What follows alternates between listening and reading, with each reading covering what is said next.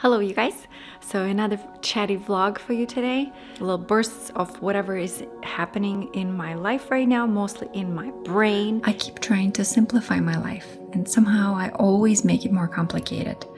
I do it with my routines, my plans, I just keep adding more until it's too much. So this vlog is me going through that a little bit, trying to understand why I can't seem to keep things simple even when I really want to. Wanted to record myself today. I love my hair. I love it. I actually was supposed to record a video today, but it was a terrible night, so I woke up here not in a great mood. But I'm in a great mood right now, and I'm sitting here in a super messy car. I kind of looked at myself in the little mirror, and I was like, man, I'm not wearing makeup today, and like I said, I didn't sleep very well, and I was like, I'm not looking too bad today. Considering everything that's going on, I feel really good. My 30s have been absolutely the best time of my life. I'm very excited looking into 40s, going into 40s this year. And you know, it's just the number, we all know it, blah blah blah, but it kind of creates a feeling of an era for you, like in your life. Even when you look back, you still separate your 30s from 40s. Is that wrong? People who are in their 30s and 40s and 50s, how do you feel? Do you still kind of mentally still separate different age groups of yourself, or it just goes like as a block and I just don't recognize it right now? My 20s were very different. I feel like I was very different, especially my first years of 20s. I feel like, I said it before, I feel like until I was like 25, I think I was still a child. I cannot register myself as an adult at that point. I know you're like legally an adult, but the way I was thinking, it was such a, is it called youth maximalism? And then in my 30s, and now I'm 39, I feel like I'm even more different person. Same thing, I feel like first 5 years were slightly different, but close to what I am right now though. So still, I feel like my hobbies changed mid 30s. I've become way more homebody. And again, I had a first child and I have a second child now. So I'm going into 40s with a 1-year-old. Well, he's going to be turning 1-year-old in a couple of weeks. By the time this video comes out, he might be 1-year-old. As you know, guys, I record my little vlogs throughout the month, like as it comes and goes. Like if I feel like recording, like today, I'm recording it. So tell me, looking back or looking forward, do you feel like your 30s were like your peak, or 40s is even better? I'm sure it's all different. It's all relatable, you know, to where you are and how you feel right now and what stages of life you go through, you know, if there's grief, I'm sure, or again, childbearing, it's all very different for everybody. But yeah, I look at myself and I love my little wrinkles. I like myself without makeup more and more. Just yesterday, I don't know if I'm fully committed yet, but I'm really thinking about it, of going bare nails. So I had to install fake nails again just because I'm going to be making a video tomorrow, and I just removed my my press-on nails. They were glued deeply and I kind of traumatized my poor hands, and they were so painful. Like I actually felt pain when I was like washing dishes, and I'm like, my nails are so over processed. I think I'm going bare nail very soon, but we'll see. I don't know if I'm ready to commit, because on my ASMR channel, you know, it's not gonna look cute. I won't have long nails, but I feel like I'm ready. Same thing with makeup, like heavy makeup, I can't do it anymore. Like this little wing is the most I can do now. Same thing with nails. I just am at that age. I want clean, simple. I want more accent on healthy, beautiful hair and beautiful skin versus anything that I put on top of myself, which is very different, right, from where I was just a few months back when I was trying to style myself, create a new style, which actually adds to it too. It's just, you know, heavy prints and stuff like that I don't want right now in my life. I want more cleaner, simpler look. And even in my jewelry, same thing. In summer, I might have to review my whole wardrobe because everything has flowers in my wardrobe for summer. Very few pieces of mine don't have some kind of print. We'll get to that. But the bottom line is, I enjoy seeing my wrinkles in my videos. I enjoy seeing my wrinkles, especially my eye wrinkles. I like them so much. I don't know. I don't want to get rid of them. I wish I didn't have such deep, what are they called, dark circles, but it's from the chronic sleeplessness right now with Alex. You know, he doesn't sleep well still. But I'm glad, you know, I don't have any deeper wrinkles. Again, I'm not trying to brag. I'm really mostly just journaling for myself and trying to appreciate myself just for what I am. Because I want to encourage everybody to do that too. We're all different, obviously, but you can also hear and see how a person that you love or, you know, appreciate, like I'm sure some of you guys maybe feel a strong feelings towards me, and I love that, but seeing how I see myself and how I pinpoint some probably things that you're like, what is she talking about? There's nothing there. But I see that, you know, it could encourage you to see yourself through that prism too. Are you overdoing it? Are you looking too much at different things and really not seeing a big picture of how beautiful you are? How truly magnificent and how young you are right now. Not tomorrow, not later, not in your 40s, whatever, any numbers. Don't matter how wonderful you were before, right now. Like literally at this moment, as you look at yourself, you know, say some things to yourself that you absolutely love. So like I said, I really like my wrinkles. I never knew that I would like my little smile lines, and they drive me crazy how cute they are. And it's the weirdest thing to say, but every time I see them in pictures, I love them. My sister always says that she likes this little double wrinkle that I have here, right here, and it always bothers me because I feel like it's like I'm getting older, so I'm getting these sort of jowls starting. And she's like, what are you talking about? I love those. They look sexy. She told me they look sexy. And I'm like, oh my God, what are you talking about? So that was fun. It was fun to hear. Now I see them. Are they jowls or are they just sexy? I know, such a random thing to say. I know. Just kind of dissected my look in a positive way. I hope you liked it. Okay. Here's a follow-up to this whole spiel about natural nails. I have worn my nails for over 2 weeks bare. It has become a full-time job. Did you know that? If you have paper thin nails, which is what I have, you have to wait for all of your nail growth to grow out before you see any changes. And you most likely will have paper thin nails for about 6 months. So while you're waiting for them to grow out, you actually cannot even wear them. Well, I cannot, I should say for myself. I could not even wear them.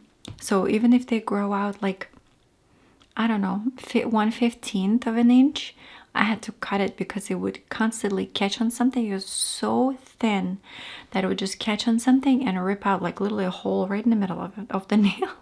Of that little teeny tiny like amount, like this much of a nail would stick out, the white part. Oh man. So, and why it was full-time job, besides me filing my nails constantly or trying to trim them continuously, because they literally would catch on everything multiple times a day, no matter what I did, I tried all of these cool things, which is why I made the ASMR video, because I got so inspired. I'm like, I'm gonna make a whole video about it. And I got this fortifier strengthener, and it's great. You have to apply 2 coats every day. Then you apply 1 coat for a couple more days. Then you have to remove it and start over. 2 coats, 2 coats, 1 coat, remove it. 2 coats, 2 coats, 1 coat, remove it. So every single day, you have to dry that and wait for it to dry. Then you need to apply different you know, you don't have to, but you need to do some kind of oils. And I have all these cool strengthening nail creams all around my house. These little pens with the oils and serums specifically for it. And it was wonderful. Each one needs to be applied at least twice a day. So I would apply something to my nails about 6, 7 times a day, sometimes 8 times a day, something to my nails. And I have to remember it, constantly doing it. And after 2 weeks, I was like, that ain't worth it right now. It's just another chore I have to do every single day. Sorry for complaining, but just, you know, reality check for myself, because I was so excited to try it. Because I really am wearing like press-on nails that are just as long as my nails. Like, you know, like barely popping out from the back, but they're strong. I can do this. I'm back to press-on nails. I love this specific style. It's a very neutral, kind of healthy looking French tip that's more like whited out versus pink. And I trim it to kind of be almond, rounded almond shape, and it looks a little bit more natural, I feel like.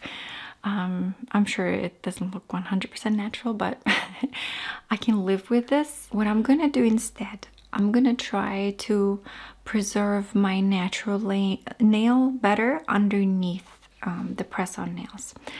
I promised myself I'm never gonna prop them open and just let them pop off, because, you know, literally a layer of your nail comes off this way, which is super terrible. But I admit I do that sometimes. Not every time, but maybe every third time. I would just like watch a movie and they were already kind of coming off, and I would just like, oh my God, like, that's just real, okay? Don't tell me you don't do this. And if you don't, you know, I do this. Good job for trying, Masha, but, you know, don't get your hopes high. More looks on the real house. Yeah, that's not a real dog, by the way. No, it's not. This is all of our house now, just covered in toys and exciting things for the kiddos to enjoy. I know you guys, I talk about Buy Nothing. I feel like I should be like an affiliate if they have that program. But about, I don't know, 80% of toys here were all from Buy Nothing group, my local Buy Nothing group. If you guys are not signed up yet, not scrolling, this is my scroll. I don't even hang out on Facebook. I don't even have an app, but I look on my desktop and I just scroll a couple times, you know, here and there throughout the week to see if there's anything available that is of interest to me. And I tell you what, this whole little structure, a lady gave it away. Another lady was giving away a treasure chest of all of the cars from her older sons. And she gifted them all to me, well, to Alex, because he's obsessed with trucks. So all of these trucks like this, incredible quality with buttons. I was so grateful. I literally almost cried. I was like, oh my gosh, this is the jackpot. And I was the only person asking for them. Look at this fire truck. Isn't that cool? I'm telling, there was like 10 different cars and all of these kind of pickup trucks. And I know. I looked at, I'm very specific about toys for Alex, and he does eat a lot of stuff. And I make sure always to pop off every wheel to try and see if anything comes off, really kind of wiggle it around and see. I'm pretty sure most of the moms know how that works. I can't just not allow my child to touch anything, you know, that's not baby appropriate or baby safe 100%. That's just not reasonable. Especially in a household where we have another kiddo. So we're doing our best, but also keeping it real and just teaching him on the spot, you know, no, this does not go in the mouth, you know, this is how you play with it, or stuff like that. I try to redirect a lot to Alex. Puts a lot of stuff in his mouth right now. He eats all the bark, all the dirt, all the rocks, all the grass. You know, I'm doing my best to stop him from it and take him away from it, or, you know, redirect in some shape or form. Or, I'm going to be real with you right now. A lot of you are not going to understand why. And some of you will be like, That's the way to do it. Sometimes I'll let him eat it. Yep. If it's big enough that I don't think he's gonna choke on it, I'm like, let him chew on the stick for a second. Please don't call child services on me. I promise you. It's coming from a good place. You know, I know for a fact, where did I read it? Like, every person within a year should eat, like throughout the year, should eat like a teaspoon of dirt to promote the gut health and like really good well-being. Not in one, like take a spoon and eat it, but like throughout the year, dust collecting, you know, unwashed fruit and stuff like that, the things that still have specifically dirt on it, you know, you have to ingest it because your body is meant to ingest small parts of real world and not everything should be sanitized. And I swear by it too. That's how I raised Mila too. We do wash hands right after playing in dirt and then like in public places obviously, but I also don't overstress. That's just who I am. If you ever see me in the wild and you see I'm totally chill with my kid, like doing you know, maybe slightly questionable things, I'm watching my children. I'm not just gonna like let him go, but you know, if it doesn't send a panic button in my head, I'm gonna see if I can write it out and just watch them enjoy themselves in that moment. But I really watch them, make sure they're safe. So I'm sure some of you will agree, some of you will say that I'm crazy, and that's just that, and that's okay. Can you believe it? Mila is 7 and Alex is 1 year old. He is walking his butt off with one hand so far, and he's doing like little bear crawling, and I love this stage so much, so much. He's a terrible, terrible sleeper, just terrible, just as bad as Mila was. I have something in my blood that, you know, it's like a little curse. I help people fall asleep online, but I can never put my children to sleep. They're just not ready ever. They're just always fighting me. No matter what, we can calculate and do the scheduling and like to a minute, a little bit earlier, a little bit later, do the sweet spot. I have the Huckleberry app. We do the sweet spot, the whole thing. It doesn't work. My children just, if they don't feel like it, it's not gonna happen. Okay. So yeah, I still have him co-sleep with me. We thought it would be a different place at 1 year old, but here we are at the exactly same spot. Co-sleeping, feeding him the whole night, you know, sometimes 3-4 times at night. He sometimes wakes up at night for like hour to 2 hours and just hangs out, doesn't want to sleep, so I do my best. So on average, like in the last 2 days, I was getting 4-hour sleep, 2 days in a row, broken 4 hours. So it's like 2 hours and then 2 hours not, and then another 2 hours or something like that, you know. It's been pretty crazy, but again, you see I'm in a good mood. So it is what it is. Some days I'm not in a good mood, but most of the time I try. I really try. I really am so specific about not ruining my own time. I just know how fleeting it all is. I do these little meditations that I talked to you about before. Something that brought you joy in that day. And always, always, the joy that I experience in that moment is so overpowering. And I don't remember any of the problems that were throughout the day. All I remember is that one time when Mila was playing with Alex and they were both giggling and they were just so in tune and it was just so precious. That is the moment that I remember in that moment. I don't remember that after that they were so loud that I about lost my hearing. And I had to like, hey, stop yelling. But when I remember it, the joy just overwhelms me. They're coming back, so I might have to finish up. But yeah, that's why I'm really, really making a whole point every day, reminding myself it's just a moment. Try remembering the good stuff, you know, all the little chaotic things. You'll forget. Okay, I'll talk to you later. Let's wait till Mom finds out. What happened? Look at this beauty.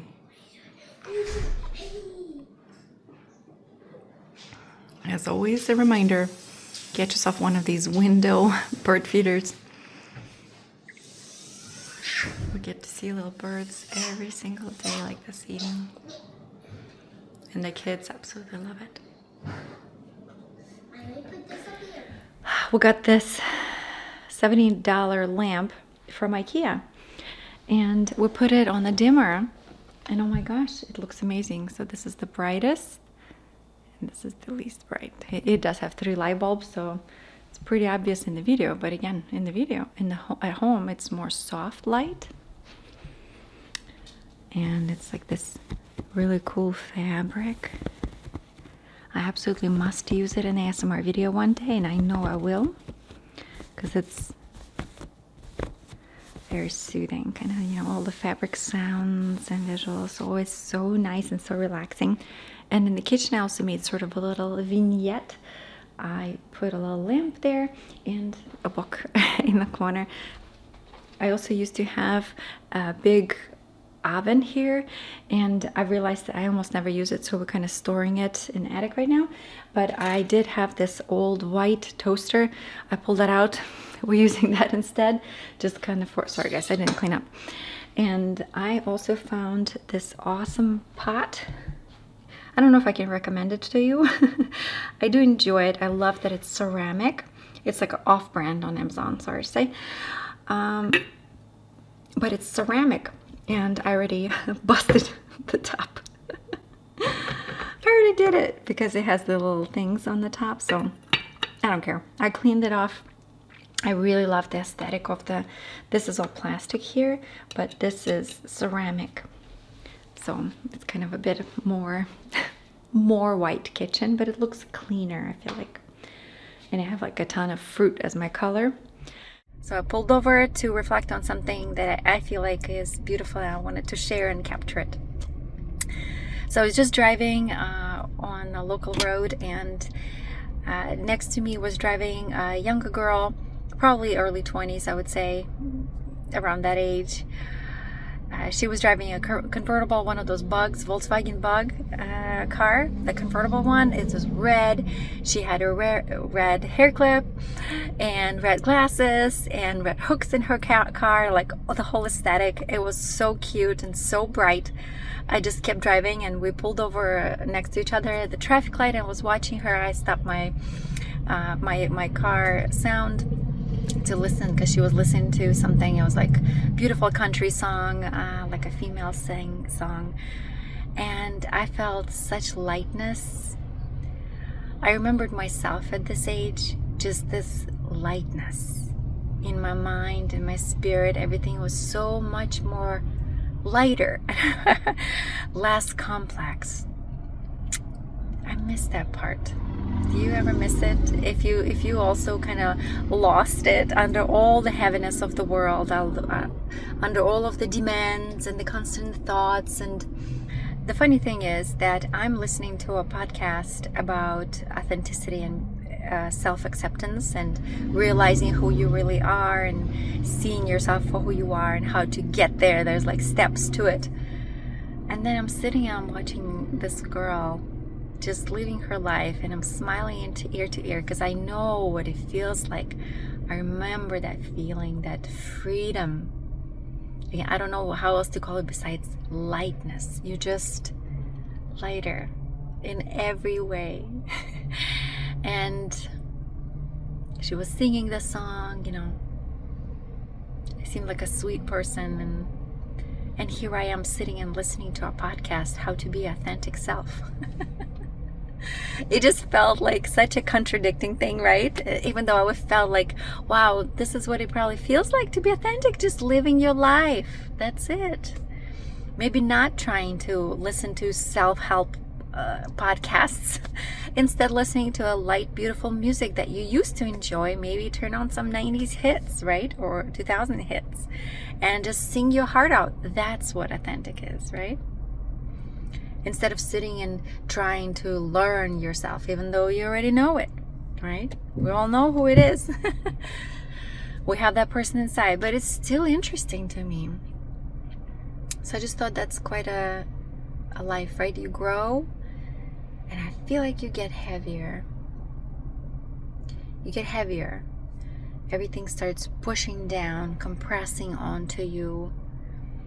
The world, the problems, you know, you have children, responsibility for them, not just for them right now, but for future them. And then it's like pushing you down more and more, and you have to learn more and do more. You know, you do more taxes. If you start your own business, you learn shit that you never knew you're gonna learn. You usually learn it the hard way. You know, and I don't know, that lightness just disappears. You don't have time for it anymore. And then eventually you snap into yourself and like, what is happening? Who am I? What is this? I want back. Take me back. I want my youth back. I want to be fun. I want to be exciting. I want to be bubbly. What happened to that girl? She's now a responsible woman in this world. And the whole world is sitting on top of women's shoulders. Whether people want to say it or not, that's true. The more moms I meet, the more I realize that, you know, it's all women. They have it all. They're doing it all. Everything is done by women.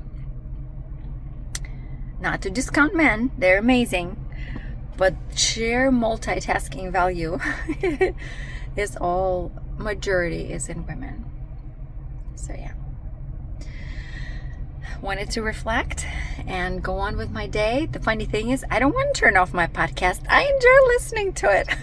Even though the right thing would be right now for me to listen to some kind of cutesy song that I used to sing, which I did yesterday when I was working out. So I really am doing that. I was working out, I turned on my old disco songs from like early 2000s when I was like late teenager, and I used to go to disco. And I danced my heart out while I was doing my weights. In between the weights sessions, I did a whole dance party all by myself in the garage. So I still do that, but today I feel like I have a half an hour drive one way, and I don't want it to go to waste. Can I say that? I don't want to go to waste. I want to learn something. I want to like have a ta-da, aha moments. So that's why I'm listening to podcasts about accepting self and, you know, feeling like authentic self. So thanks for listening. I hope it resonated maybe with you too. You guys, the time has come. It's my turn. I'm going to try to make sourdough bread. Yes, I'm very determined. I got inspired because I got this kit on Amazon. By the way, nice tapping sound. And it seems to have all of the different items that I need to make the best sourdough bread. I'll link this below if you're interested. Okay, then I got myself some organic bread flour. And I got a starter from one of my neighbors. I posted on Buy Nothing that I'm looking to make some sourdough and I needed some starter. And a lot of women were amazing. They were like, oh my gosh, come on over. So they got me some starter. I've been feeding it for a week now. It looks disgusting. It smells even worse, but kind of nice too at the same time. So I'm going to feed it right now and then leave it on the counter to rise, whatever the word is. And then I'm going to bake the bread today. And we're going to do this together. And you're going to be supportive of me, please. Even if it doesn't turn out well. Even though I'm really hopeful. Half a cup of flour. 1/4 of a cup of room temperature water. Oh, I don't know what I'm doing. Do I need more water? do I? Can somebody tell me? Is this too sticky? Or is this okay? I have no idea. Okay, so I have about 3 to 5 hours to wait for it to rise, and then I'll begin the next step. And it seems like it's the whole day. It's like a full day of work to make one loaf of bread. I have to like keep up with stuff, so let's do it. It's my kid's bedtime. I have to hurry up, and I haven't done anything today but feed this damn starter because my day was super busy. Okay, and I'm mixing. So I'm at the last stage here.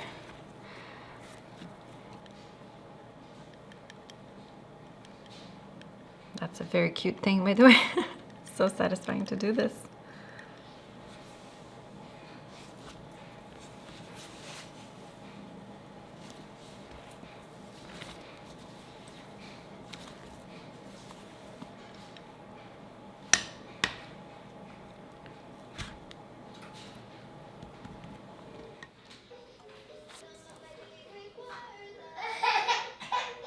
что там, Алекс? Ну что там, мой хороший? I had to throw it. Ta-da! Okay, so from the top, you know, it looks pretty good. Smells nice.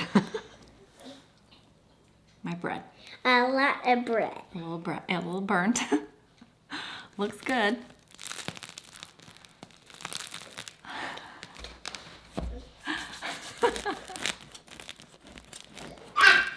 Alex. Hold on, bye. That's my annoying brother, Alex. No, it's your lovely brother, Alex. Okay, let's see. Not bad. Nothing special. I feel like I should have put more salt. I'll definitely eat it. What? I'm not gonna make it every week, but I'm glad I did it.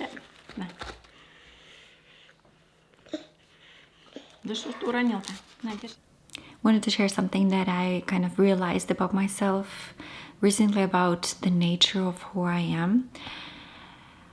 Maybe you can relate to that, and I can really say that I'm grateful for my life. Like, it's the feeling when you're grateful for your life, but also you always have this buzzing feeling and question, is this how I really want to live my life? Is more possible? Can I do more?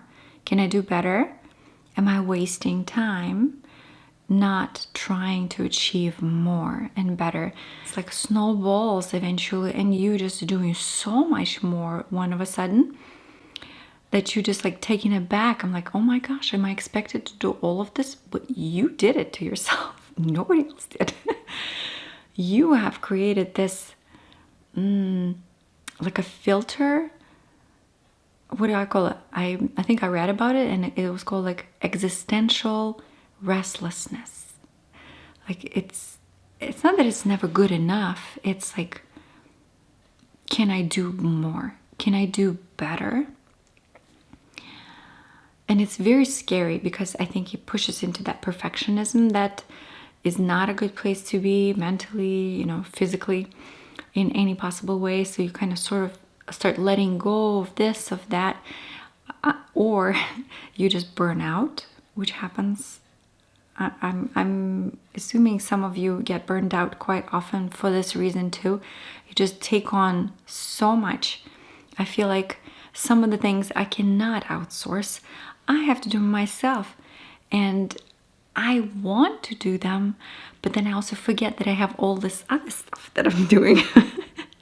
I know I'm a little vague, but you know, like even the birthday party for Mila, I created this cool idea that we're gonna rent a party bus, like a van, not party bus, like a van to fit the kids.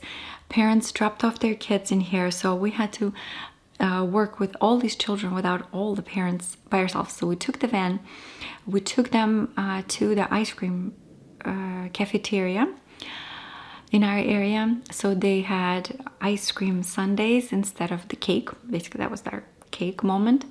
So we took them to there. In that van, they had movies, so we had to like log in and find the movies to watch. The K-pop Demon Hunters, don't ask me which why. It's an obsession in this household. Even though it's right here at this point, but we love this. Then we took them to an arcade place where they all like did little bikes and basically arcades for about an hour. Then we brought them back, and they did like a bit of playing here too. And then the parents started to come back, and they all was 5 hours long with the baby on my hip. Obviously Daryl was there, but he was mostly the driver and just watching the kids a little bit. But then all these other things, I feel like I have taken on all of that onto myself because I had an idea to make an awesome birthday for my daughter. And at the same time, I had like 2 sponsors working with me. I had this Sassy Masha channel video I needed to edit the video for. And with sponsored videos, I had like a couple of videos I had that I have to create it and edit it and submit it. So it's like, I just remember I was so burnt out. I literally cried a couple times. And like I talked before, you know, I also don't get great sleep. So some days I'm literally overwhelmed because I'm just in such a fog. My mind is not as good at structuring things. When I didn't have nice sleep for consecutive like a week or two, and it was really hard to be yourself because you just like a little bit like, am I in the mind? It's a funny place to be. My sister Olga, she has the ASMR channel as well. I haven't asked her to talk about it yet, but I just kind of mentioned it here. Maybe even ask for your suggestions. So the channel that she was using before, not using, I mean, working for, I guess, working on before posting on, she took over that channel during pandemic. She couldn't work anymore, and she really wanted to do something, and I asked her to help me out and be like my extra in a few videos. So like anyway, basically I had a few videos where she did B-rolls for me. I don't think people ever know that. I think I shared it maybe later, but the bottom line is like I outsourced her work for that so she could help me out. She enjoyed it so much, and she heard about ASMR all the time. She's not sure if she gets it the way that I get it, but she does have like a sensation of satisfaction sort of when she watches them, so she does enjoy them. And she's like, well, let me try it too. How do I start it? I'm like, well, I have this extra channel that I can loan you sort of, and you can just use it, and it's gonna be your channel. And she did all these videos for many years, and she enjoys herself so much. But in the last few years, as you know, because of the whole Russia-Ukraine situation, the sanctions and all that, the YouTube had almost no option for people to upload to unless you use like a third party. And she didn't want to sign any contract with any of these networks or groups, and plus they take away like 30% of your income, and you know, she didn't have a huge crowd watching her videos, so there was already very little income as is. So yeah, I'm not going to tell her whole story, but basically at some point she just could not upload videos to YouTube anymore. They just would take her like a day or two, and then they would cancel it out anyway. Just basically access to YouTube is not available in Russia at all. So she struggled with that. She can't read any comments, you know, all that stuff. She can't even go to analytics. She just does not have access to anything YouTube. I offered her to do like behind the scenes, upload occasional stuff, but by this time she already found another job, and she's now full-time working. I asked her a few times, I'm like, do you want to come back? She's like, I really want to come back, but I just never have time. She also has 2 kids and the job now, so